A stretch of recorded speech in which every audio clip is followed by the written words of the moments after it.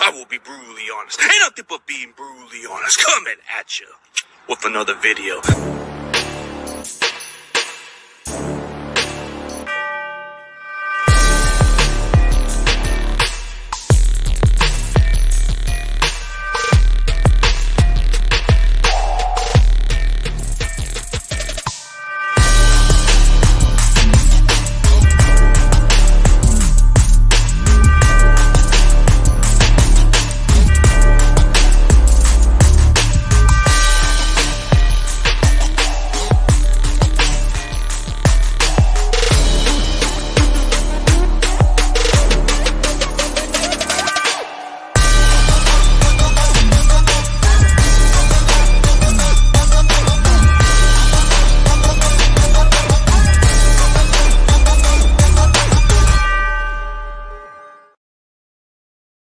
Ladies and gentlemen, let's welcome my guest, Tarrerdome49er, man. What is up, bro? My man, 50 grand in the whole nine. I'm finally on with the great and the wonderful CG Ruthless. Man, I am so sorry. Last time we were supposed to hook up, CG, man, that Z Monster got on my back. I had to work a double at the job, man. I worked 911 and they got on me some kind of terrible, man. And I slept through it. I woke up. I said, oh, I miss my boy. I let him down. But boy, I'm coming with all the energy in the world. I was off today. I acted up. I cut the food with Ted Talks Ball earlier today. You were on there, man. We went for a marathon session, 2 hours and 35 minutes. Now I'm going to give you all I got. And baby, that's plenty. We never had rock so many. I'm going to make you work and make you sweat. I'm going to see how funky you can get. I'm going back to Houdini on this one, baby. Me and you, we going to do it. We going to do it, man. We going to rock out right now, baby. Give it all we got. Come on. Let's do it. Let's go, bro. Woo! Yeah, we got the energy. Hey, yeah. Shout out. CG, come with it. Come with it. Yeah. Shout out to my boy Brian Cope. Is that an NWO theme? Are you talking about the Ruthless and Harp show with me and Josh Harper? That is the NWO rap intro. Yep. Yeah, but baby. Not this one. This one's a different one. But hey, we got Daniel Barry, the most funniest Rams fan, I gotta say. But oh Lord, those Rams fans, man, Rams fans need something, man. They like little orphan kids. They don't have nowhere to go. Rudy needs to stay humble. 49er places, man. Hey, you're always welcome, Rams fans. You never have nowhere to go to eat. So come to the 49er places, get you a little something to eat. It's like soup kitchens. Yeah. Oh, you thought you heard some beat with the NWO? That was the one on Josh Harper, but this one kind of has a different beat. It's actually the one that's non-copyright on this one. But but go on with the topics, bro. I know you kind of had something going on with what you were saying on Ted's show, but I'm gonna do the same topic because I know this is everybody's opinion. Everybody's been throwing it out on Twitter, man. Is this even a competition? Let's be real. Is this a competition for the backup, or Purdy is actually the guy, man? Man, I'm going to tell you, this daggone Brock Purdy, man, he just came in so poised. He came in so prepared. He came in like no other rookie I have seen in a long time. We got to go back to maybe Ben Roethlisberger. We got to come back to maybe Justin Herbert. And I followed football for a long time, man. We're going back to 1975. I started watching football with my dad, man. This is a rookie who came in with just he's looking stuff off. He's got that hip shoulder disassociation. He's got great form. His feet are all together. He's got command of the huddle. He's telling all pros, hey, shut up and listen to me. He's he's an anomaly, man. He's really an anomaly. He's like the old school Peyton Manning, man. Peyton Manning does that type of stuff. Yeah, he's already ready. He's a prepared product. So we're not talking about no ordinary rookie. Like the Ghetto Boy said, this wasn't no ordinary man. He stood about 6 or 7 feet. That's the brother I be seeing in my sleep. So he triple teamed on him, dropping them Fifth Ward B's on him. He just came in different. He really just came in different, man. I know the stats say something, and you'll get some people poo-pooing the stats. They say, well, Jimmy G came in like that too for the 49ers, and Chris Mullins. They weren't rookies. This is his first game, and it just was something different. It really was something different. Y'all gonna have to bear it out. I will put out content showing you the subtleties of how this young man came in, and you're not supposed to be able to do that. So for me, I see kind of what Kyle and John and the 49er organization and people like Kurt Warner, people like JT O'Sullivan, people like David Carr and others Chris Sims sees. And you're really not supposed to come in at 23 years old, right out of school, cold against all out blitz against seven linemen against the Miami Dolphins, who just cracked Jimmy G open, and do that. You're not supposed to do that. And I see some people who said some Dallas comments. The Dallas Cowboy defense was number 3 in sacks, and they had just shut down the GOAT, the greatest of all time, Thomas Edward Patrick Brady. You see that book right behind me? That is 89,214 yards, 649 touchdowns, 10 Super Bowl appearances, 7 Super Bowls. He had only 14 points against that Dallas defense. That Dallas defense was no joke, man. They didn't give up a lot of big plays. Very good. Don't think they're better than the Eagles defense. That was not Little Sisters of the Poor he was playing that day. It was not. They had a lot of turnovers. That was the that cornerback had, was that 7 interceptions he had the year before, and that defensive end / linebacker beat Tariq Hill in a 40 the year before. That's a very good defense, and they were number 3 in sacks last year, behind only the Philadelphia Eagles, who had, I think it was 4 in double-digit sacks, and they were number 3 in sacks. That was a very good. They beat the Philadelphia Eagles last year in the regular season, if memory serves.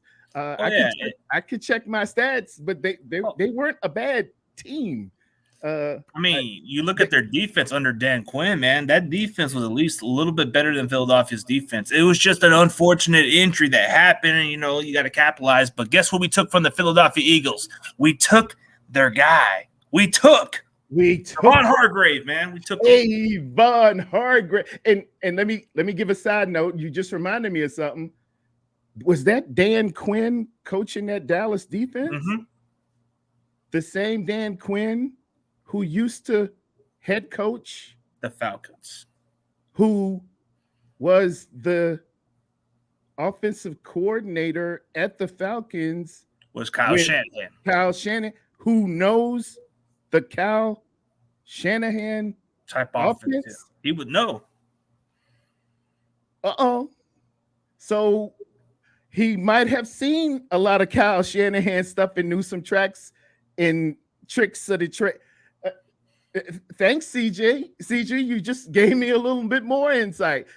And they're saying, well, he had a hard time against Dallas. All right, yeah, thanks, y'all. Yeah, because Dan Quinn knows how Shanahan runs the offense. Knows that offense. Thank you, people. Thank you. Yes, he had a little bit of a time against Dallas. You're gonna have to give me. Other than that, 41 points against the Seattle Seahawks, who have been our nemesis for quite some time. They've been a thorn. They've been a thorn to us. But But then again, there's a Ram saying, but Stafford owns the NFC West. Oh, we own the Niners. How do you own the Niners when we have a lot of wins over you guys? Seriously. I can take realistic Rams fans. You got to acknowledge the fact we own you guys. They got one win in which Jaquiski Tart wore some oven mitts trying to intercept the ball. He wore some boxing gloves and dropped a pick and you think you went out here and did something. But hey, Rams fan, congratulations on your gift from me to you. We gave you a gift, and you got your one win in about, I think it's 4 years. You finally got one, but we've been running you like a buffer at basic training at Fort Jackson, South Carolina. You got your one win. Yes, y'all did get your one single win. You got your one win. Uh yeah, take it with you. But this is like what happened. This is what the Rams did. They sold their soul to the devil and say, okay, we want to get the Super Bowl win. We want to beat the Niners one time. And then they said, oh, for the next decade, you're going to lose to the Niners. Yes. What you want? Is that what you want? and now they are in purgatory now. They and in Seattle, I'm not going to say we own you, but you guys are in escrow. Gino ain't the guy, man. Gino, we'll make Gino look average when we play. And Gino shall be Gino's pizza before it's all over with. And let me address this small issue. It doesn't take me blowing out the candle of a fine young man named Trey Lance to say there's something special I feel about Brock Purdy. I absolutely adore Trey Lance, and let me shout him out right now. It takes an enormous amount of resiliency because Trey Lance had to come back off of an injury. He cracked his ankle wide open against Seattle. And for him to bounce back, man, the man's been training. He's looking big and thick, and he had to undergo a lot to get his throwing motion together. I see it's more compact. His stride is a little shorter, giving him a little bit quicker release. He's looking better. He's looking like a thoroughbred. I think Trey's going to come back and do some tremendous and wonderful things as well. Shout out to Trey Lance. I see you getting better, my dude. Me and my dad are ordained, God rest his soul. He went away from us Super Bowl Sunday 2007. One of the big things we did was study the Word of God together. And in the Word of God, it says God is no respecter of people, meaning it's no black, white, Chinese, Asian, Puerto Rican, Hispanic, Middle Eastern, or whatever. He's looking at the heart of the man and the spirit of the man. And his favorite scripture was, he who does not work, neither shall he eat. It's in First Thessalonians, the 3rd chapter, in the 9th verse. It means we respect the man who puts forth the work. You gotta work. Behind me is one of the greatest workers that ever did it, Jerry Rice from Crawford, Mississippi, born October 13th, 1962. That's 1,549 receptions, 22,895 yards. We respect the grind in the work. A man's got to put in work. You got to work hard. I respect the work. It's not about your race. It's not about your color. It's not about your creed. Not about what you nothing else. It's about the work you put in. Whether you a gangster, whether you a king, whether you a kingpin, nothing else matters. It matters about the work that you put in. When it's all over and said, I preach funerals, and one of the funerals when we preach, one of the songs we put down is "Let the work I done speak for me." Even if you're a gangster, which one of my favorite movies of all times is The Godfather. It says you got to put in work on this. Respect the man's work. And I respect the work that Trey's doing. I respect the work that Brock put in. I respect the work. Even anybody to get to the level of the NFL is putting in. So what you won't hear is me just poo-pooing anybody's work that they put in. So all of this nastiness and this vitriol that's going on, we can put all that away right now. Yeah. Especially you national people who are coming in to our house because you weren't around 2 years ago when I was in Miami and took that L to them Kansas City Chiefs. You weren't around when we was winning Super Bowls in '88. You weren't around way back when we were celebrating. You weren't around for the heartache and heartbreaks. You weren't around all that stuff. So we will not have people outside the circles of the scarlet and gold telling us nothing about what's going on in our house. Yeah, Mike Florio, you have no business talking you about. Ain't good. You haven't earned the right, and you ain't good enough to come up in here. Colin Cowherd, you have no business. And this year we will come and see you, and this year we will come and whip you. So if you ready and if you think you bad enough, you gonna come and get it. Oh yeah, absolutely. It's been your pleasure. Oh. Speaking of what's going on, we go for DeMeco Ryans to Steve Wilkes, man. I mean, what's your thoughts on him being our DC, man? I feel like this defense isn't gonna miss a beat, man. This is an old school coach. Boy, we done went from I don't know, we done went from what we call Safeway sugar to Domino sugar. We ain't did nothing but got sweeter. we just got sweeter. I'm down here in North Carolina right now, in Fayetteville, North Carolina, and all they play is Carolina stuff down here. So I see a lot of the inside shows and stuff like that, man. Steve Wilkes is a wonderful cat, man. He's a guru. He really knows how to communicate, particularly with that of the secondary, man. He makes it what we call palatable for the secondary guys. You can have you ever had a teacher who might have had a complicated subject, say something like calculus? You can have a teacher that can teach calculus, but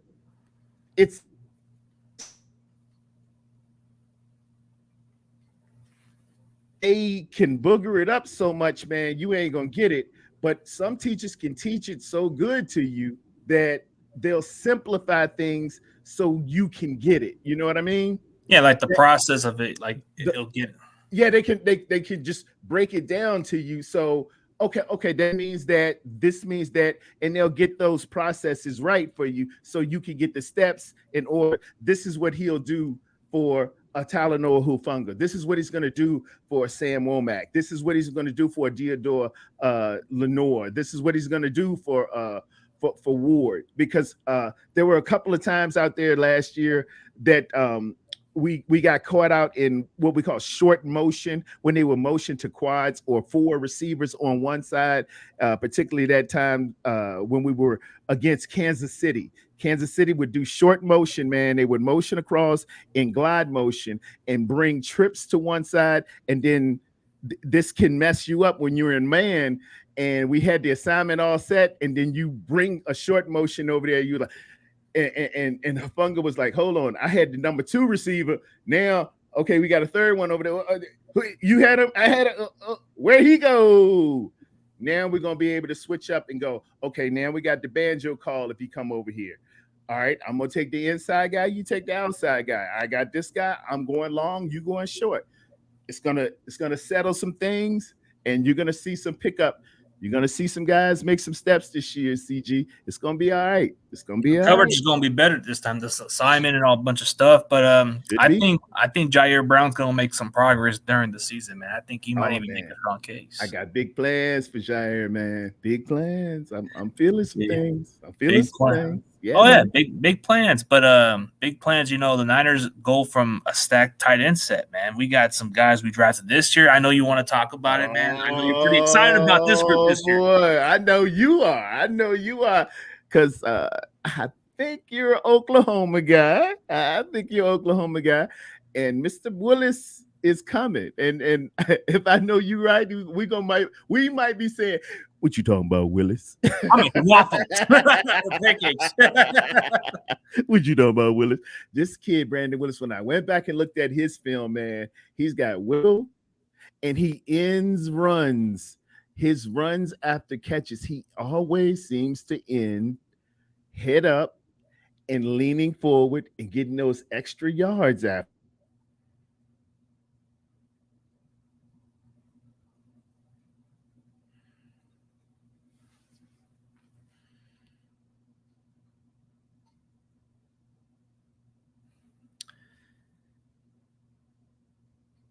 Guess he's frozen.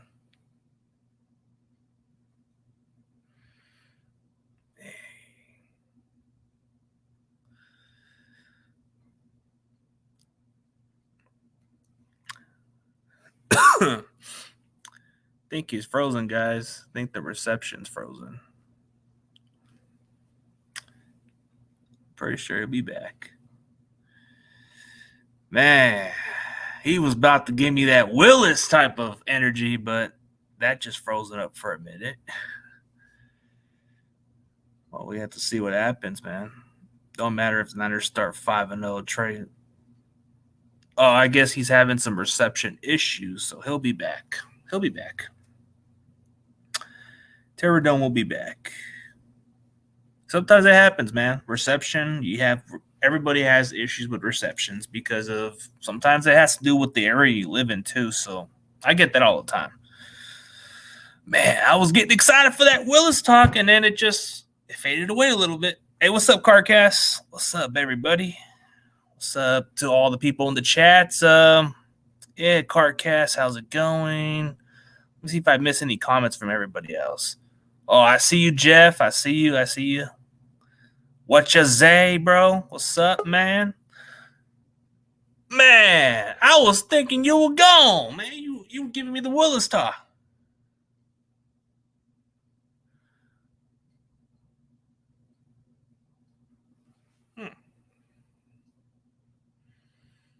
I guess the reception.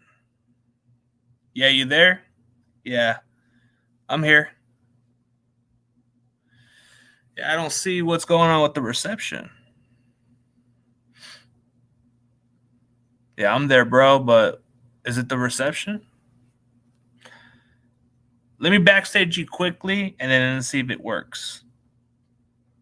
I'll add it back in. Should kick in, bro. I don't know. Something's going on with his reception. It's all good. Tarrerdome was going to give me some Willis stories, but we're going to have to wait for a little bit. Man. I had that issue too myself, Sometimes it's hard to get in with reception sometimes because when you try to go into somebody's show, it's like, shoot, the reception kills it, It happens with me. But I know that feeling, man. Tarrerdome, he's coming. Don't worry, guys. He's coming back. It's that little frozen Willis, man. He was on the Willis, and then it disappeared a little bit.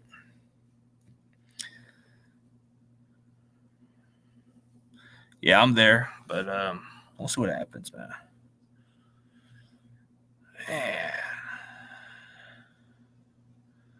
I don't think it's my reception. I don't think it's my thing because I can talk on it. I think it's got to do with the.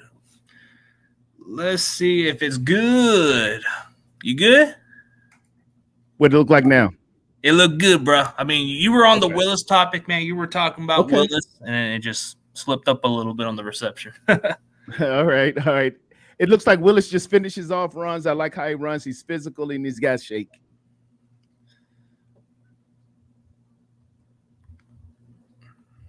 All right. Yeah. He shakes and bakes, man. That's what matters. I mean, this guy, he has a nice podcast, too. He does a podcast every other time, bro. Like, he does a podcast with these two other Oklahoma Sooners. And you like those Sooners, don't you? Yeah, I do, man. I ain't gonna lie. I am kind of like a Mayfield guy, but he don't play for us, so I can't say that. But and although he was drafted, I think he was drafted later than Latu. I kind of feel like he's more athletic than Latu. Latu's more of a project. Like, he's just a guy that will probably develop better as a blocker and then maybe be a solid receiver. And Latu was third round, but Willis seems to be the more athletic of the two. I don't know how that worked out. But hey, I don't look the gift horse in the mouth. Sometimes Kittle is a fifth rounder as well. So hey, sometimes it just worked like that. It's just late round magics. We always find those guys, and sometimes those early round picks aren't exactly what we expect it to be. I mean, look at Trey Sermon. We drafted him in 3rd round. Did he pan out? No. Elijah Mitchell was the better one. There you go. So you think that Willis is going to be the better tight end than Latu? It seems like it. If I was just doing a scouting report, that would be my guy. I would have a higher grade on Willis just looking at the film. I would have a higher grade on Willis than I would Latu.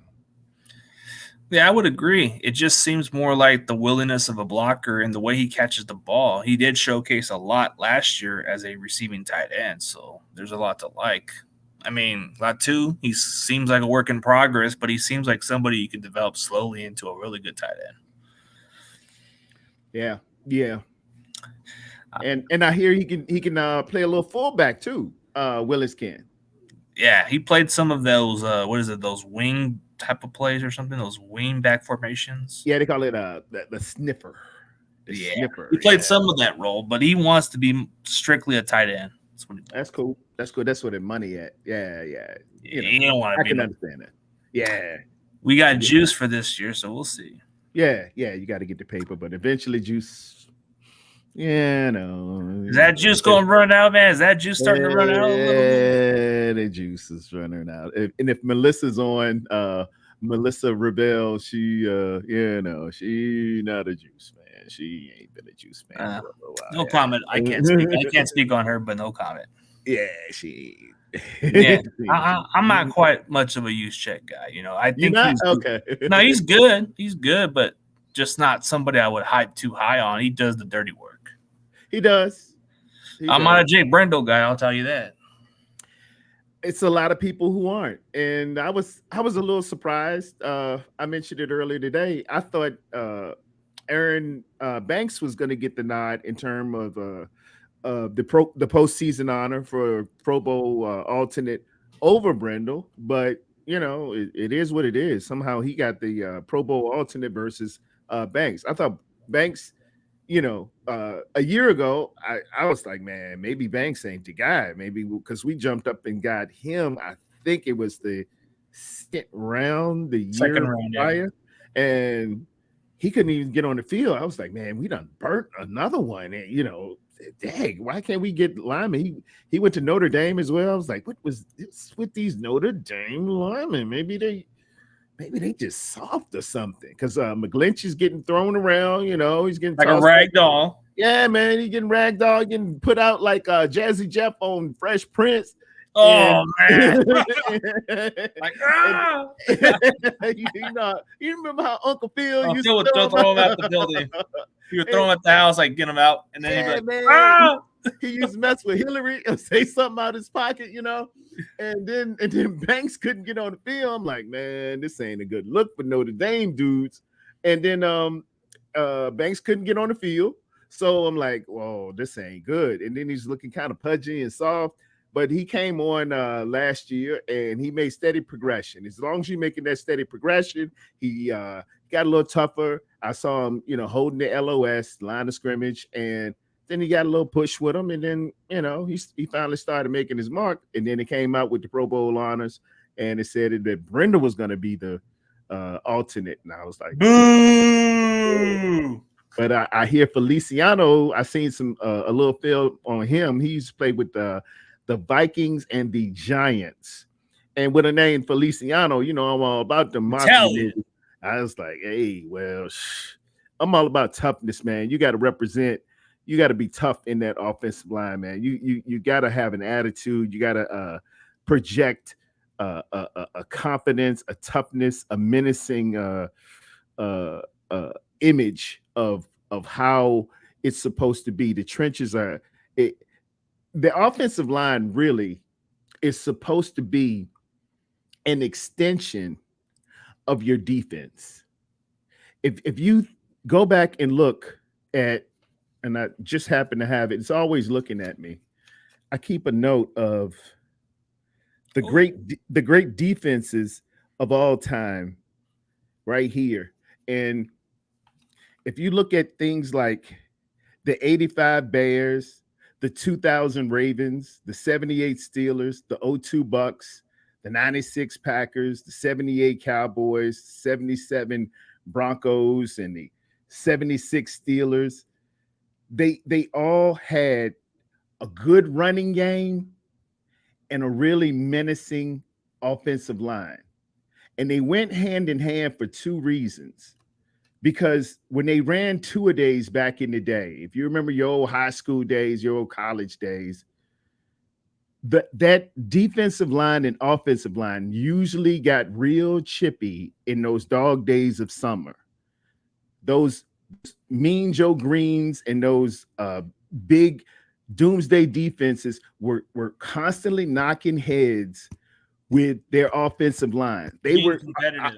Iron sharpened iron during the summer. Competitive, like show that little toughness. You had guys like, I mean, you had a lot of these guys during those days. Like you were saying Joe Green. Yeah.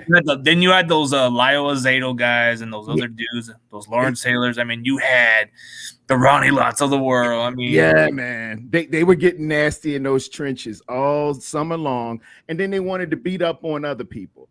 The second thing, they always had good running games. Remember those Ravens, those 2000 Ravens. Jamal Lewis. You had Jamal Lewis. And that defense lends itself to the offense because they could keep you off the field. They would give you rest and keep the game low because the running game was 3 yards in a cloud of dust and ball control. They usually had a menacing offensive line that just grinded you in the ground. That's usually how it happened. So if we got the number one defense in all the land, we should definitely have an offensive line and a running game to support and sustain that. Usually when you got this top-notch, high-flying Air Coryell, big-time offense, man, that defense is back on that field and they getting torched. Every time you got that high-flying, highfalutin offense, man, it's trouble. It's going to be trouble all the time. Every time you got that number one offense that's putting up 35, 45 points a game, every time they get to the Super Bowl, every time they get to the NFC, AFC championship, get ready. Sometimes defense starts to show out, and sometimes they come out with the physicality, but, you know, the game's gotten softer where they can't even do those type of hits no more. It's usually going to end bad.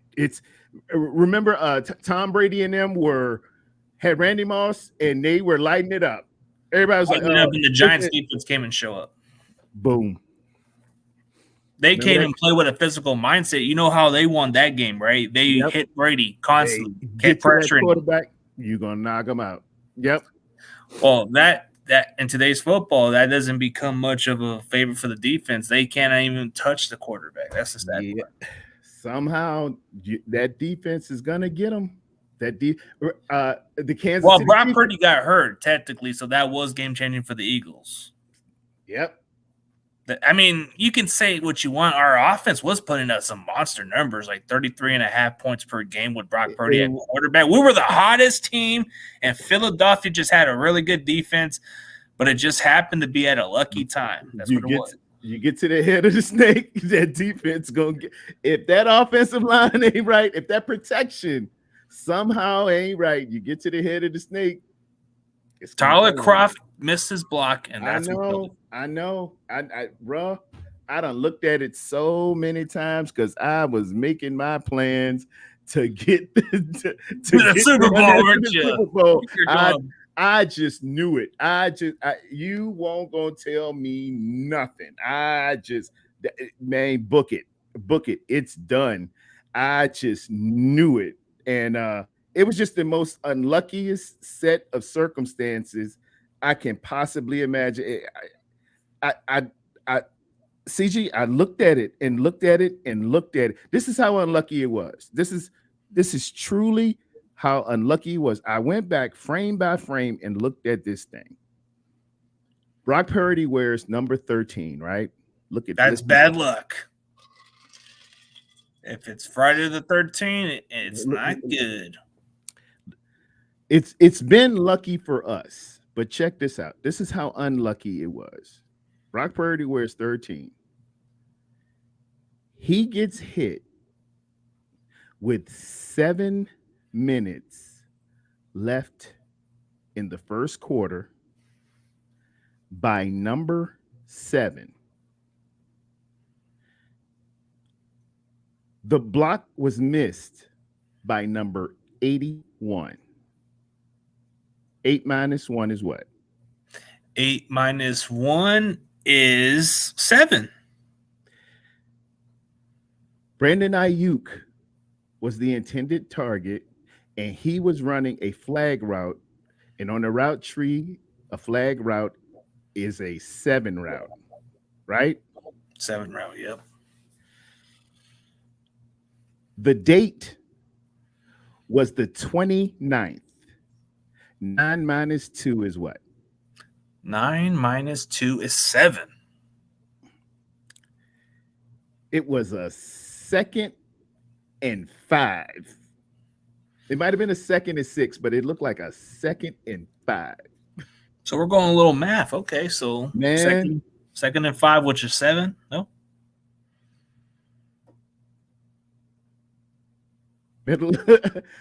This is how truly unlucky it was. And then it happens after a phantom catch that really wasn't. And I think that kid catches the ball or catches the no ball on about the 7-yard line. And the player who's there to nullify it and wave it off is Talanoa Hufanga, who wears 29. 9 minus 2 is 7. I mean, he was trying to challenge it too, but the problem was Shanahan didn't even do it quick enough. Shanahan didn't pull a trick, and they don't run. The replay official doesn't run the replay, which it's in Philly, so you know what they're gonna do. They, those people, they booed Santa Claus, man. They boo everybody. Yeah, they nasty in there. Back in the day, man, they used to have a jail underneath the vet. Oh, I heard about it. Yeah, they nasty, man. Oh, dude, they're worse than their fans are so bad, bro. They make Raider fans look like Christians out there. They do. They're really nasty. I don't even go over. I don't go up there. I don't go up there. I mean, it's so bad, bro. You can't even. It just says a lot of volume about it, bro.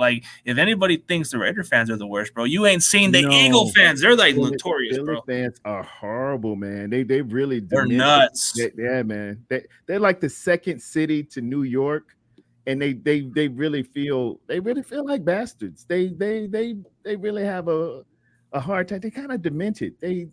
And I watched them boo, man. Michael Irvin was laying there paralyzed. It's no class with him.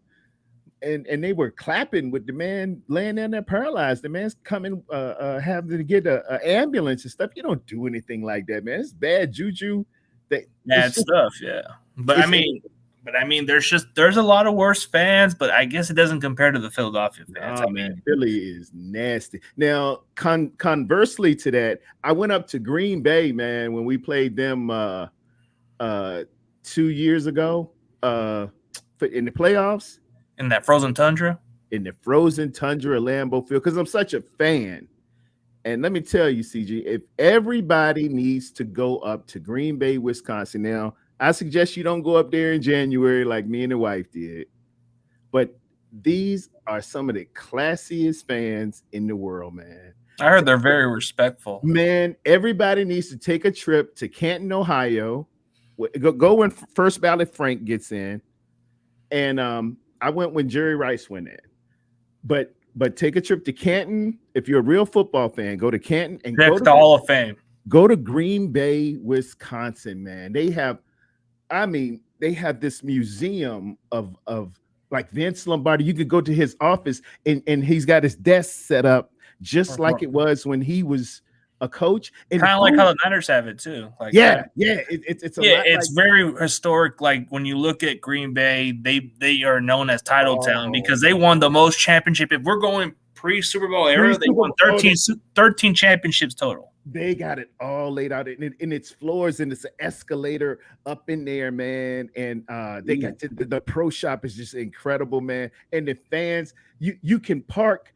Check this out for like $20 around the stadium, and they invite you in their home, and you can pee and get a bratwurst, and they just had the beers all. It's like a high school.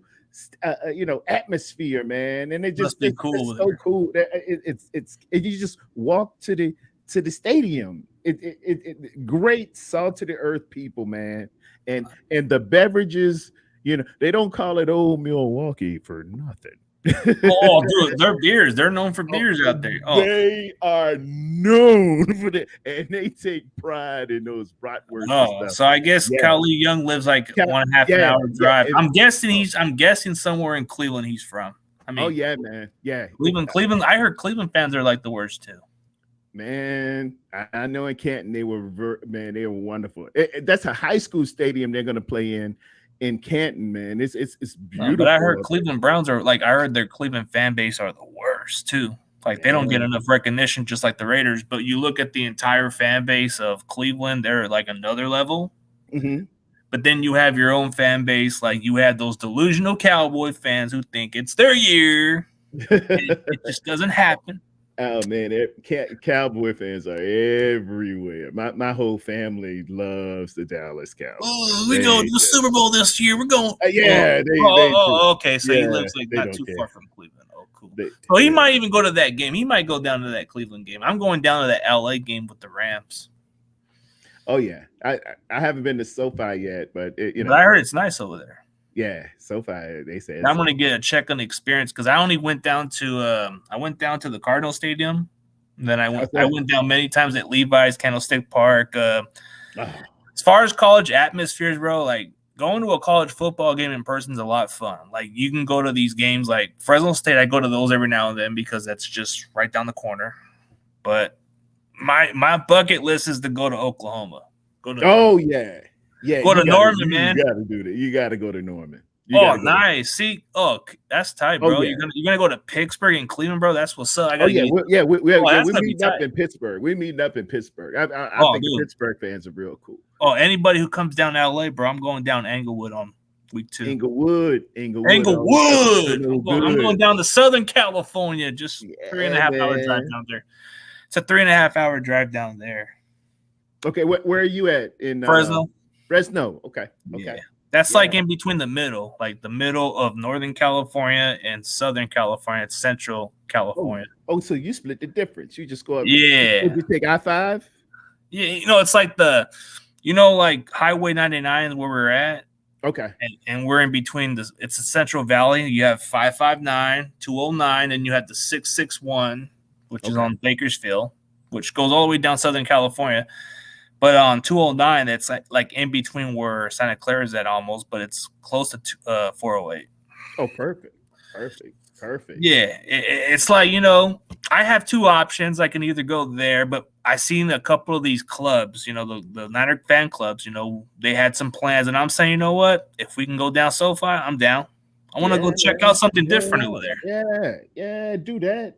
No doubt. I always go to a lot of Levi games, bro. So it's like, I want to try something different, see what it looks like. My bucket list is maybe going down Seattle. That might be my bucket list too.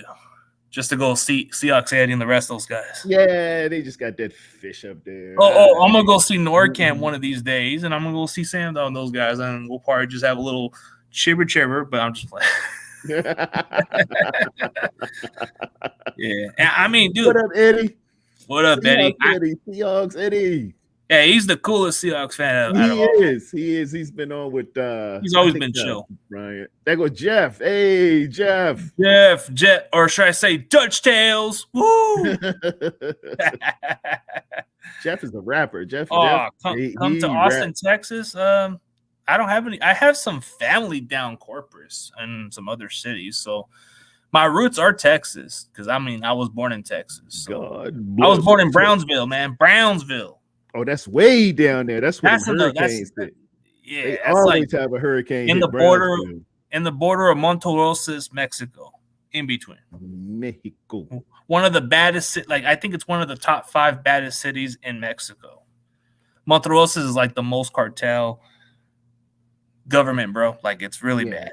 Hey, it is what it is. But I mean, I heard the atmosphere down Austin's pretty nice. I heard they got some good stuff out there. Oh man, yeah, it's a party town. Oh, come to I ain't getting booed in Lincoln Financial Field. I wouldn't mind, but I don't want to get killed. Man, yeah, they throw French fries on your jersey. I heard with the ketchup on it. I heard. Dude, I seen a video from the 95.7 The Game where those guys were there. They were getting booed the shit out of them. Yeah, man. They talk bad stuff, man. They get real nasty down there. I seen like players get go to the game with their jerseys on, man, and stuff like that. You get into it with Philly fans, man. My uncle said, man, I ain't taking my wife down there, man. Oh no, but I heard what's good in Philly is their Philly cheesesteaks and their other stuff. Man. That's a different story. Now you got to get at Igabibbles. Don't go to Pat's and Gino. Well, it depends on what you like. Some people would say they're garbage, but some people like the cheesesteaks in the leaflets, like the slithers of cheesesteak. But if you want I like mine chopped up to where I don't know the cheese and the steak are mixed. And if you like that, it's Igabibbles, or there's a small spots, those little hole in the wall spots, man, with the fresh bread and just the onions, a little bit of mayo, and maybe a splash of ketchup. Man, Igabibbles are one of those little hole in it, man. I could eat cheesesteaks like a horse eat oats. Oh, I could eat a cheesesteak every day of my life. I could. My wife's from up Delaware, and she bet not come in this house and she done been home and not have a cheesesteak for me. I mean, I will pout. I really will pout. Like a kid. I'm hurt. There you go. Delisandro's. Yeah. It's those little other spots. The most noticeable ones, Boys to Men had they did something behind Gino's. But real Philly people say, oh, that's garbage. But hey, I didn't know. I just watched Motown Philly back again. When they came out in 91, I didn't know. I was like, well, they said go to Gino's or something on. That's what it said Gino's behind it, but they, the real Philly people got mad at me. They said, that's garbage. Well, I don't know. I just watched the video. But when I got up there, I learned, whoa. Okay. But they still have business. Gino still has business. Oh, they kill it. Yeah. They are world known. You go up there, you are there. Yeah, you got it. I got the t-shirt. I got a hoodie that says Gino Steaks. I got it in the closet. Gino Stinks? Gino Steaks. Gino Steaks. Oh, okay. Yeah, Gino. Hey, but it can't be as stinky as Seattle's quarterback's named Gino. Man, but I mean, I'm pretty sure there's good places. I mean, I heard Pittsburgh, they got this thing named after Roethlisberger. I heard their thing's really good. Man, that thing is a heart attack, but it looks good. It's got Roethlisberger. I heard is good. That Roethlisberger's got a burger, some scrambled eggs because he scrambles, and it's got cheese. It's got like some bacon on it. Oh, that's what I like. Man, it looks incredible. I might get that thing up there. But you don't want a heart attack, you said. Yeah. I'm gonna take some Lipitor. I know. Hey, we're going with food all this day, bro. I don't know why, bro, but it's got to be interesting. I mean, when you go down Central Valley, bro, the only thing we have popular down here is we have Doghouse Grill. Just go right down. They got tri-tips and all kinds of food over there. Colorado Grill's another like local area, but it's pretty popular. And then you got Triangles. That's one of the local areas that it's good burger joints.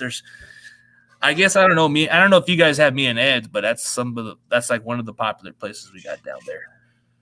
I'm a foodie, man. I try to dude, I can just tell. Oh yeah, What's it man. like down in Carolina, bro? I'm pretty sure they got some good barbecues down there. Carolina's known for the barbecue. We do chopped barbecue. We do it. We got Mission Barbecue here. We got what else we got here? Fat Daddies. We got different barbecue chop bar. Now it's different barbecues when you go to different places. Texas does the dry rub barbecue, right? And Kansas City's different too. Kansas City does a wet barbecue with the sauce. That's when I was in Kansas City. What was it?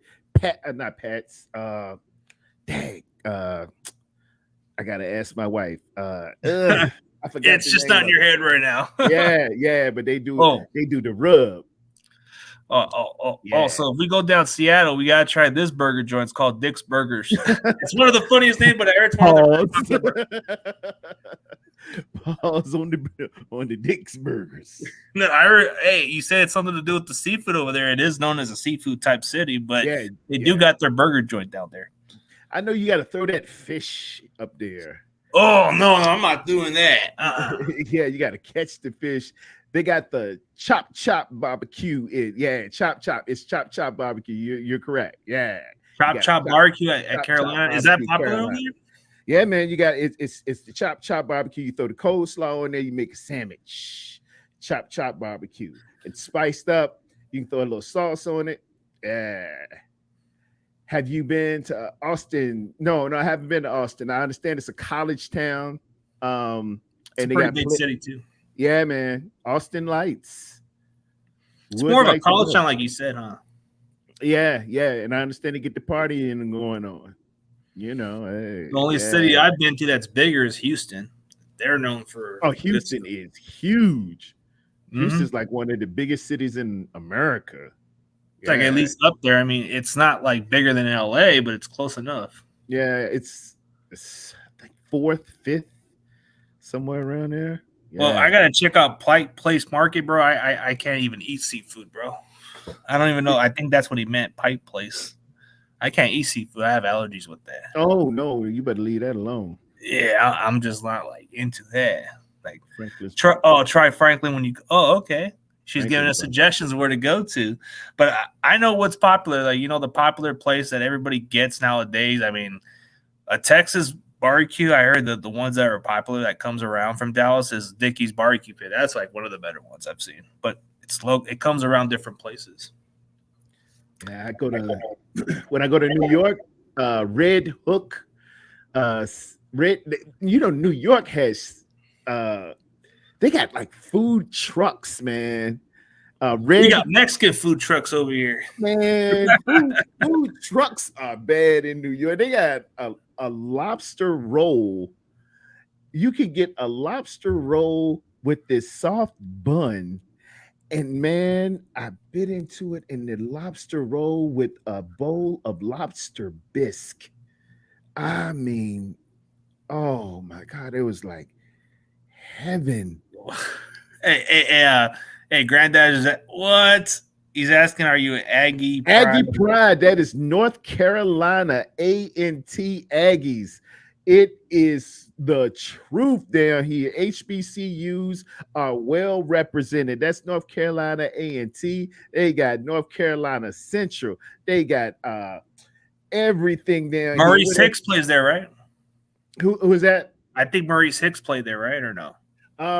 Actually, was Maurice Hicks there? I think Maurice Hicks was at or Carpenter. I think Carpenter did too. Dwayne Carpenter. And who else played down here? Whichcomb was here as well. Wilkes was at a HBCU. College in North Carolina. Yeah. Steve Wilkes was at a lot of some of the best HBCUs are here. And in Virginia, I played at Virginia Union University. We had a player that played at Virginia State University. So you played at Virginia Union, right? Yes, sir. We had Norfolk State University in Virginia as well. We rolled deep HBCUs. We got South Carolina State University. All of that is down here, man. A lot of Aggie pride. You're right there. Grandizer 12. Yeah, and then he's talking. Then he's thinking you're a Panthers, bro. And I'm like, you're not a Carolina fan. Oh yeah, shout out to the HBU. Shout out, it's always good. I mean, they play good programs over there. I've always got these other college prospects from that program the most. Livingston, we got Fayetteville State University. That's right in here in Fayetteville. Yeah, there's a lot of good stuff out here, bro. I know we can go on for this all day. Yeah. I mean, Carcast thinks this is the funniest burger name. But if you go down Seattle, there is a burger joint called Dick's Burgers. I heard it's the best. I heard it's the best in Seattle. That's it. That's too good to be true. Got family in Seattle. Yeah. My cousin played for the Seahawks as well, and that was some of the hardest times in my life. I had to. It was family, so what was his name? Marcus Burley. He played. I heard of him. Yeah, was he a wide receiver? No, he was a nickel cornerback. Nickel cornerback. When the Legion of Boom was there, and man, I tried not to like any of them. Man, I was like, man, how'd you go to Seattle, man? But to a man, that Cam Chancellor and Richard Sherman, they were so cool to him, man. They were so good to him. And then. I said, man, I like y'all, man. they were really good guys, especially Cam Chancellor. He said, man, as soon as I got there, man, Richard Sherman said, come on, man, I got you, man. Don't worry. Let me show you where everything at and everything. He said, man, they were real cool, man. I was like, all right. Man, I gotta get your boy on, man. I gotta get Marcus Burley on for maybe a little debate on Seattle a little bit sometimes, man. No doubt, man. They were real cool with him, and that's when that's when I really realized how it is when a player transition, because he had been around a little bit. He was undrafted free agent. He had been to Jacksonville. He had been to the Colts. He had been to a couple of places, and then 2 nights before they were gonna go on a Thursday night, they called them and said, hey, we need you to be here. You're gonna be starting against Aaron Rodgers, and bam, he just had to get there, get the playbook, and Al Michaels is calling your name that night, So I know what a lot of these guys go through. That's why I never really besmirch a guy, man, and just be like, oh, you SOB, so and so, because I know what my uncle and aunt went through. I know what it's like to see, last year when DeMar Hamlin went through that, man, it took something out of me. All my worlds like really, really crashed together because I work in 911. I know what it is to have family out on that field and to see your child down like that, and to be a minister and know that right now at this time, there is nothing in the world you can do but give it to emergency services and pray for your 26-year-old child that you've watched since birth not breathe, playing the game he loved, that you have been taking him to practice and taking him through middle school, through high school, through college, and all your hopes and aspirations are right there before you. So it is a game, but it is life right there. Oh yeah, it just takes a toll out of it. Like you saw it happen with the kid from Buffalo, where his life was almost in jeopardy. And that's what I said, DeMar Hamlin. Yeah, DeMar Hamlin was just, it's somebody who, it just happens, unfortunately, but he made it alive, and now he's making a comeback. So yes, sir. We're praying for this guy. Let's hope that he makes it great, man.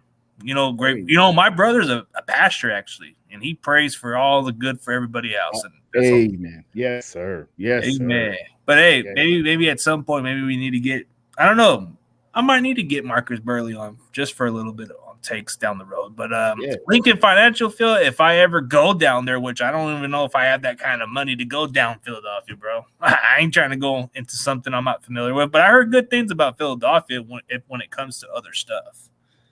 The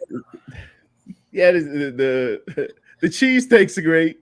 That's what I heard. That's what I heard. Yeah, the and we got the 187. We got the Brock Purdy 187 fan right here. Yeah, man. Me and you both. We in there together, 187.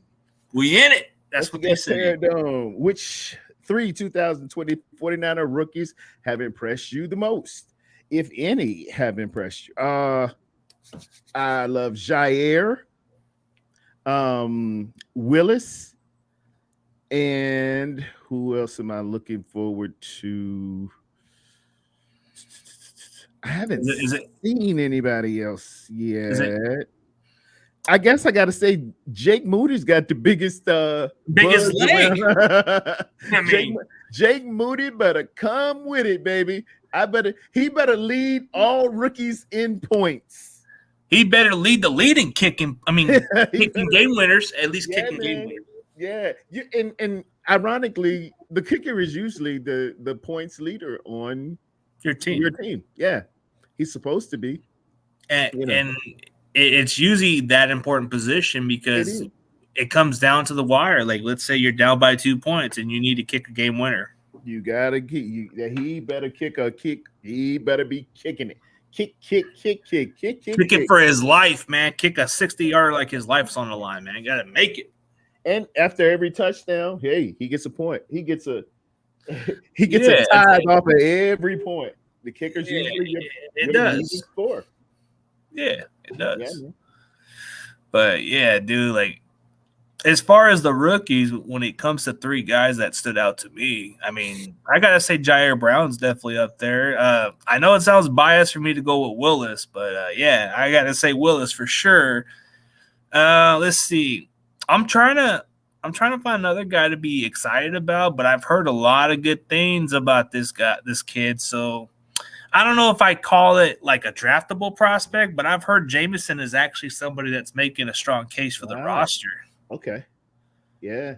Oh, yeah. Luter's another guy I'm hearing about, but the one guy I really like the most, but I don't know if he's got upside. I like this Georgia kid. I think there's something there.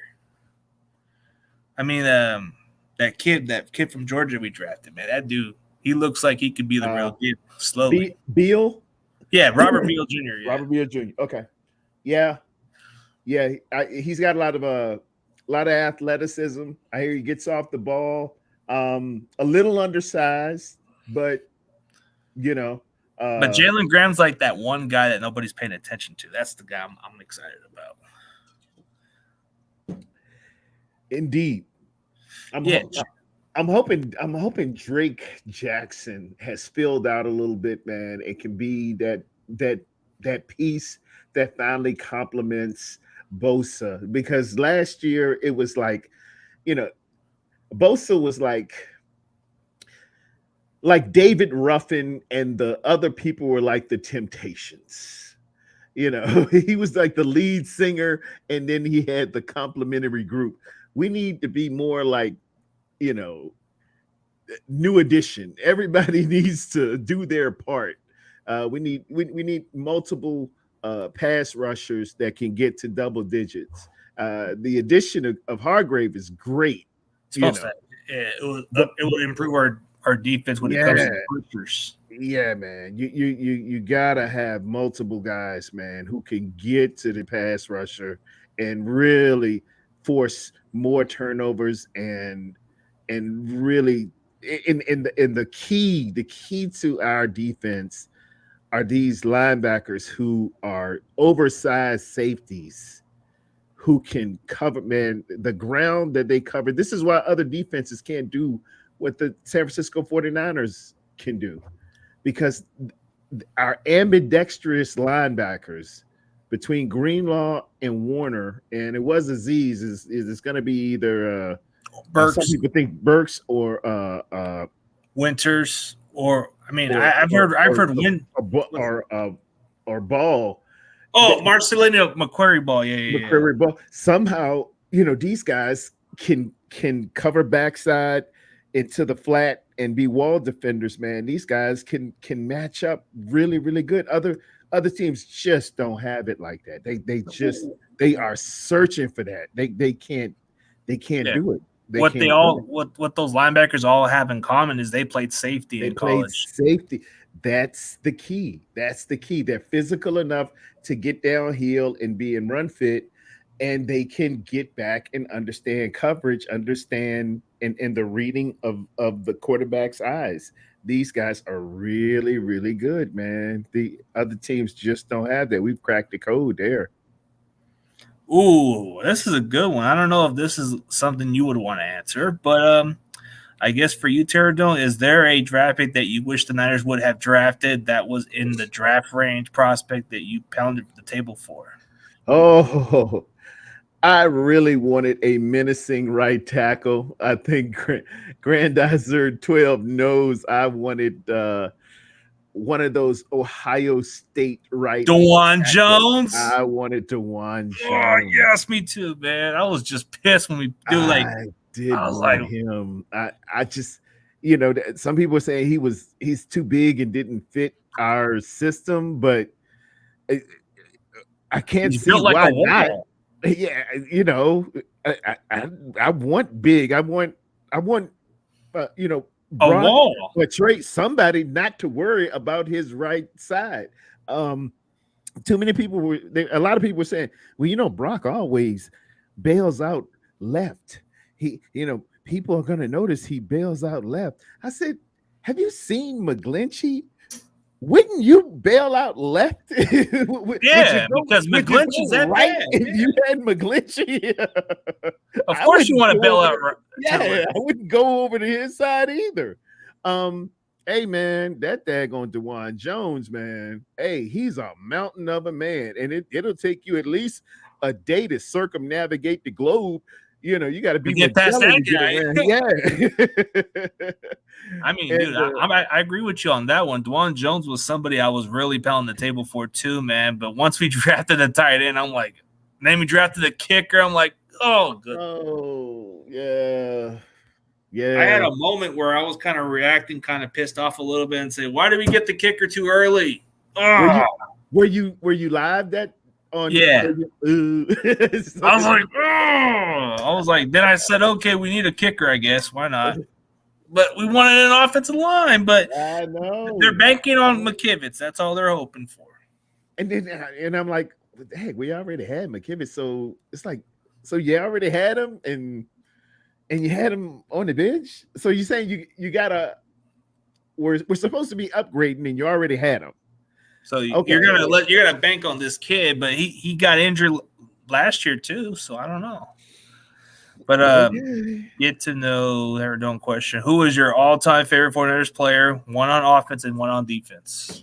It's Jerry Rice and Ronnie Lott. Ooh, yeah. Jerry Rice and Ronnie Lott, Jerry Rice from Mississippi Valley State, Jerry World Rice, again born October 13th, 1962.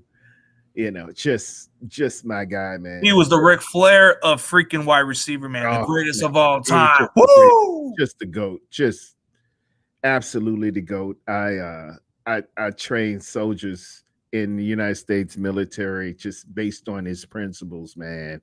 When I was in Korea, I found the steepest hill to run up and down to get in shape. That's what kept him in shape. Yeah, man. And then catching bricks too. Man, just his work ethic, his ethos, man. Just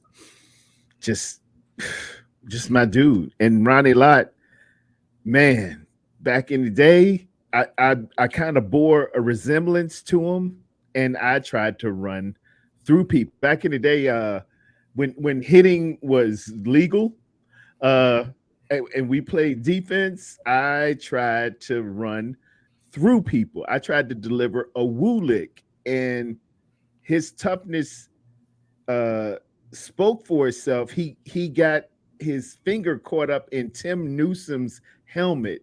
Timmy Newsom went to Winston-Salem State, Grandizer 2. My dad witnessed Tim Newsom run for about 240 yards on Virginia Union one night. Winston-Salem is in North Carolina as well.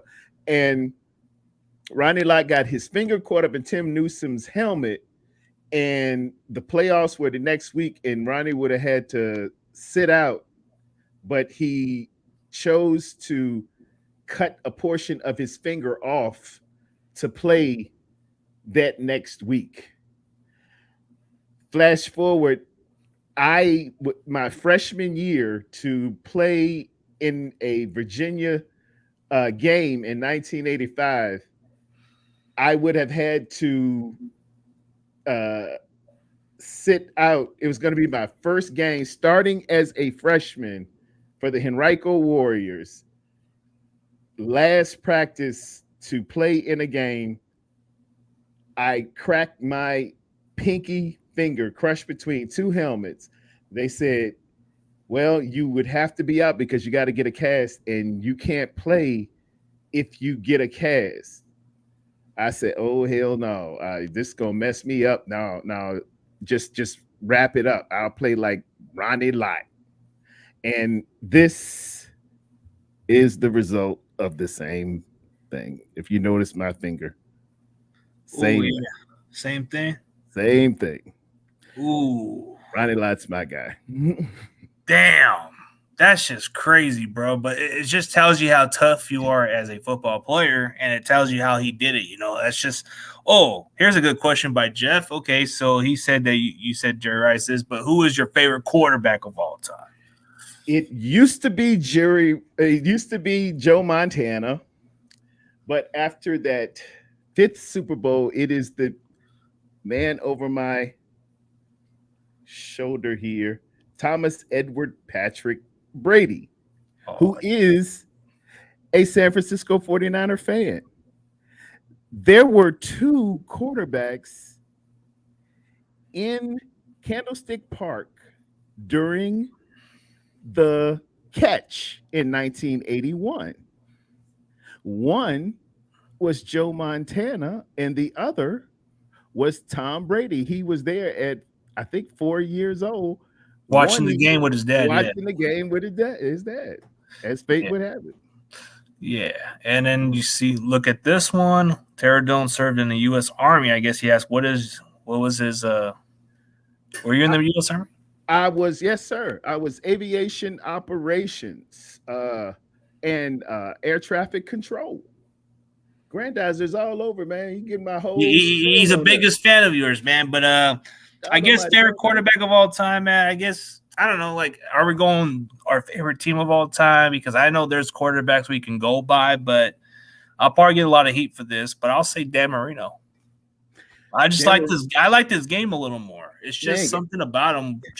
He was something more. I know he didn't get a chance to win a Super Bowl, but when you watched him then, bro, this is exactly what a lot of quarterbacks are playing like. Dan Marino it probably still is the template of how to throw the football. Yeah.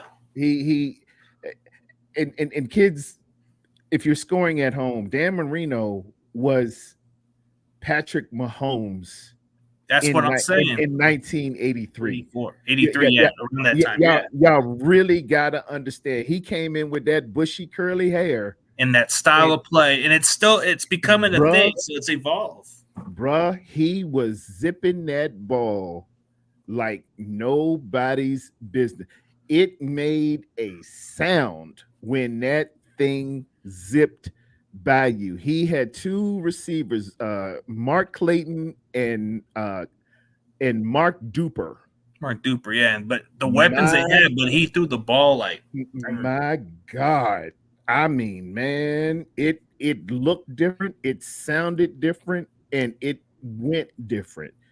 Dan Marino was that dude, man. I can't take nothing away from Dan Marino, man. Yeah. But if we're going with the greatest team of all time, of course you got to go with Montana or Young. But I'm going by the guy that everybody been talking about, who was the most exciting player to watch during that era. Dan Marino was that guy. Yeah. I can't take none away. I know I'm probably going to get a little heat for that, but I think Dan Marino doesn't get enough appreciation for the position. Dan Marino was the dude. I gotta respect that. Yeah, as far as greatest running back of all time, I know we're probably going to all say Frank Gore, but no. I'm going to go a different route. I'm going to say Barry Sanders. Man. You're going to say Walt Payton? Barry Sanders was the greatest college football player of all time. Go back and look at. Let me do this. Oh, dude, he did it all. Dude, He returned kicks also, so that's the crazy. I gotta pull this up real quick because people ain't gonna believe me. I was in high school when Barry was in college that year, and this stuff is going. I gotta go game by game. Let me Google it real quick. Oh, Google it, bro. Yeah, because I think he had one of the best seasons in college football history. Yeah, because people will say like Tim Tebow and we were talking about Reggie Bush and some other stuff. But Barry had some crazy. Yeah. This is crazy. All right. Barry Sanders, 1988. Yeah, that was his breakout season. Yeah, this was This was the year. That was the year that Thurman Thomas left that year. Yeah. All right, y'all. Listen to this. This is funny. All right. This is it. September 10th. All right.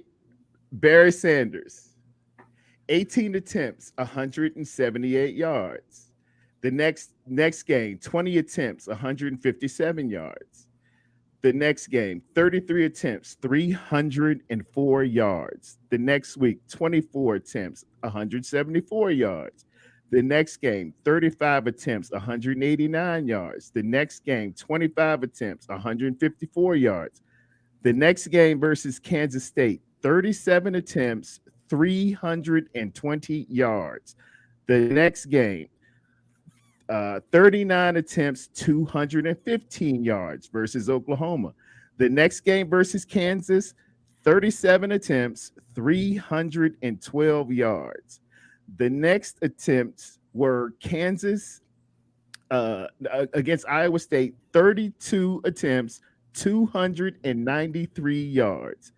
December 3rd versus Texas Tech, 44 rushes, 332 yards, 4 touchdowns. He's awarded the Heisman. December 30th, 29 attempts, 222 yards, 5 touchdowns. Grand total, 373 attempts, 2,850 yards, 44 touchdowns.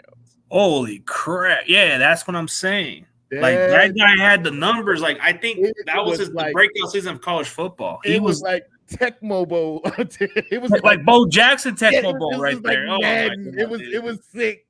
It was sick. Hey, look, Barry Schweitzer was at Oklahoma, and they were going to play the Oklahoma State Cowboys.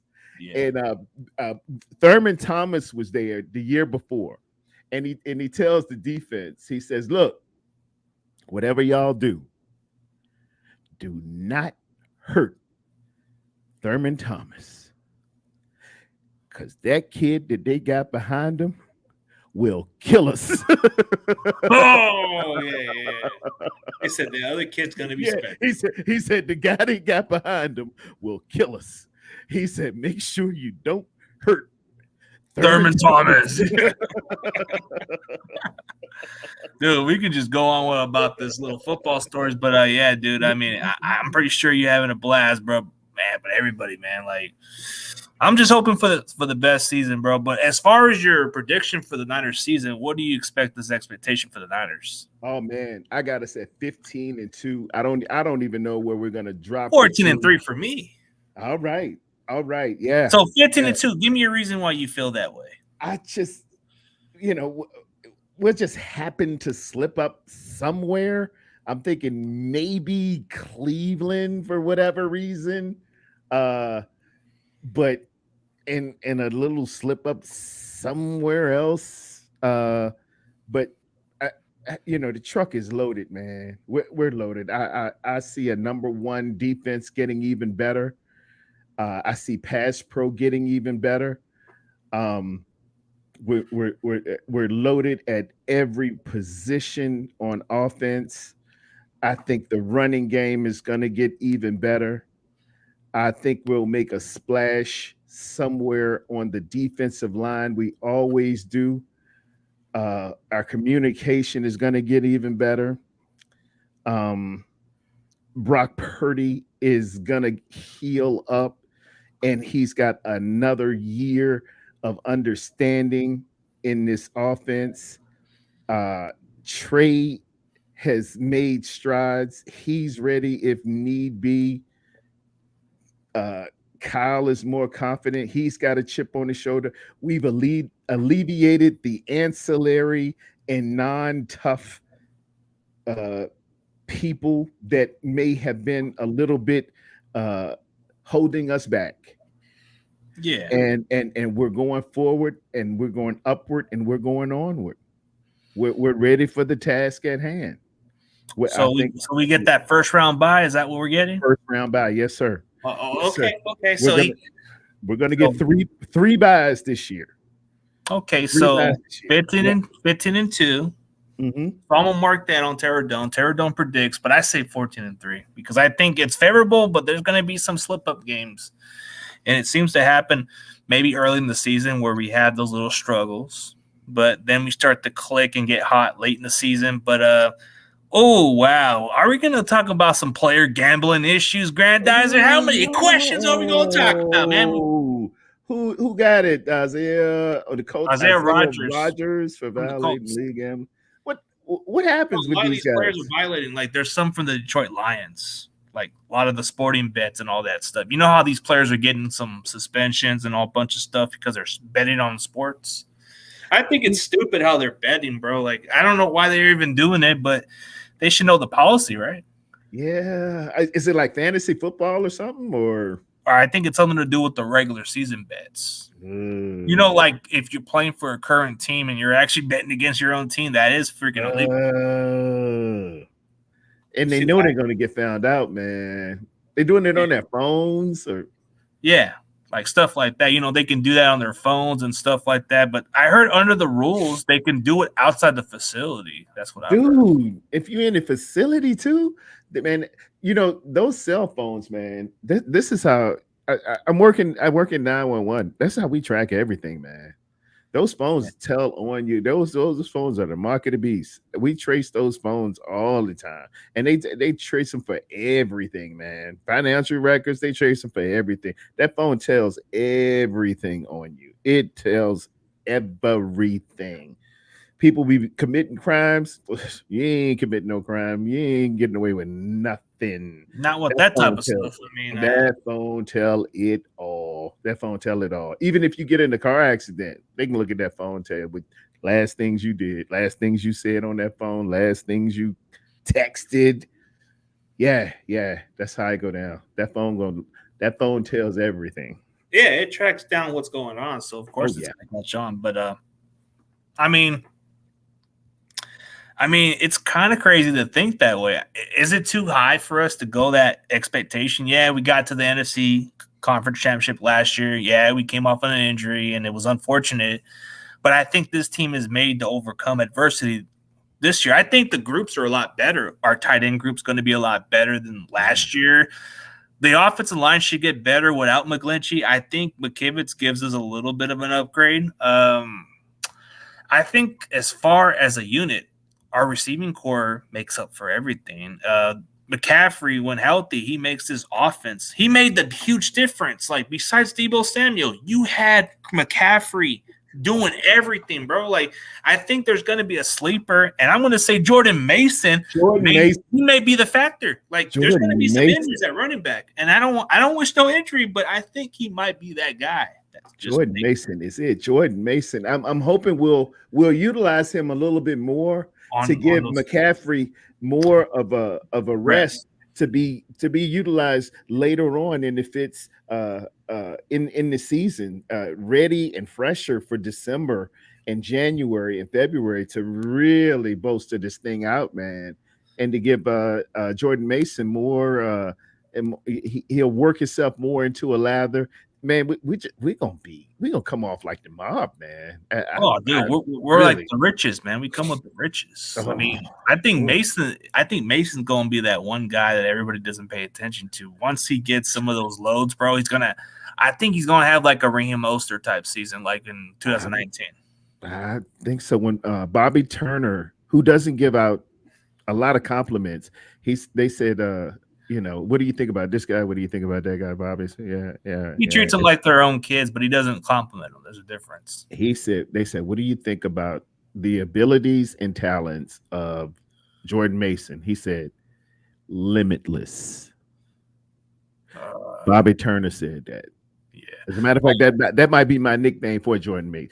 Limitless. Limitless. There's potential. Limitless. Yeah. Hey, what's up, Bebop Jones? And man, we don't Bebop, my we don't- man. yeah, we don't want to go, but man, Joe more rant with the gun on YouTube, man. This guy is a little out of his mind, man. Are we talking about the guy from Memphis, man? This guy's been the talk of the damn topic. Sean Moran love messing with a gun. Oh, that guy's something else. He's on YouTube again? I think that's what I've heard. I've heard different multiple stuff. No, not Ja. No, man. He's a good player too, but man, that guy. Oh, bad decisions. Bad decisions, man. But for everybody else, man, I mean, man, I don't want. It gets a little too out of hand. But I guess everybody has too many damn weird questions, man. I'm trying to go with football questions, but everybody like, hey, but just give me some. Yeah. Thank you for your service. I still wish you wear that silver star he got awarded. Oh no, I ain't get. That's my dad. My dad got the silver star. Oh yeah, his dad got the silver star. Yeah. My dad got all that good stuff. I ain't get all. I'm a meritorious service medal and 20 years in and all that. You know, gotta respect the man who put himself on that service, man. I mean, yeah, man. I know. And I got those airborne wings, and that's my cavalry hat there. I was in U.S. Cavalry, like a Buffalo Soldier. Oh, so here's what we all have in common, man. We're Laker fans, right? You know it like a poet, yeah, man. Tell them Warrior fans that we beat you. We beat you. Yeah. Had to give you a little something. Then we all succumb to Jokic. Jokic gave us some nuggets. Is real. Jokic, man, I became a believer. Jokic is real.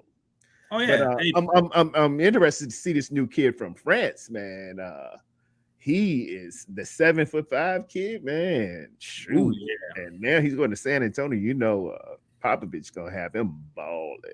Oh, you got the air assault too. What? Oh, you know it. Oh, okay. Hey, but for Carcast, he wants to get you on the show in the near future, so maybe you guys should chop it up. This kid's good, up and coming. Would love it. I'm on Twitter, man. Just holler at me, Carcast. Yeah, holler him at Tarrerdome, bro. He'll be right there. But for everybody else, man, we've been having a pretty long show, and I'm pretty sure you got some stuff to do. So for everybody else, tell everybody where they can find your social media platform and tell everybody what you've been up to, man. Tarrerdome49ers. Tarrerdome49ers on Twitter, man. Just holler at me. Follow me. I'm also on YouTube. What I got planned? I will be on with my boy Bryant Culp Sunday. We haven't gotten the time yet. I got to work Saturday night, get a little sleep, and then I'm on when I think it's gonna be 1:00 Eastern. Maybe. And Brian, if you're on, man, maybe we can push it to 2 because I need a little bit of rest. Man, let him rest, man. Let him rest, Brian. I'm just playing. A little bit of rest. But you can check me out Sunday morning. I'll be like Lionel Richie. Easy like Sunday morning. Yeah, easy like Sunday morning. But for everybody else, man, thank you guys for tuning in. And go follow my boy Tarrerdome49, man. This guy is a military man. This guy is a dictionary of the Niners and dictionary of the NFL in general, man. This guy knows the game. But why you got Tom Brady, man? That's just where I draw the line. All right. I love it. All right, man. Thanks for having me again, CG, man.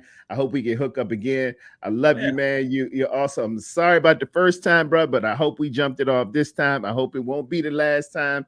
Anytime you need me, my brother, I'm with you. I rose with you. We come to the club together. We fight together. Even if you wrong, we gonna fight, and then we'll talk about that after we get home and eat some breakfast. For sure, bro. No need to explain. Hey, I'll be like, CG, hey, man, you was wrong, but you shouldn't have touched that man's wife, man. No, but for sure, man, I'll definitely get in contact with you, man. I'll try to get another schedule. Maybe later in the season, I'll get you on, man. Or right, my brother. maybe before preseason. Hey, I'm here for you, bro. All right, I'm here for you too, brother. But for everybody else, thank you guys for tuning in. And as always, Go Niners. Go Niners.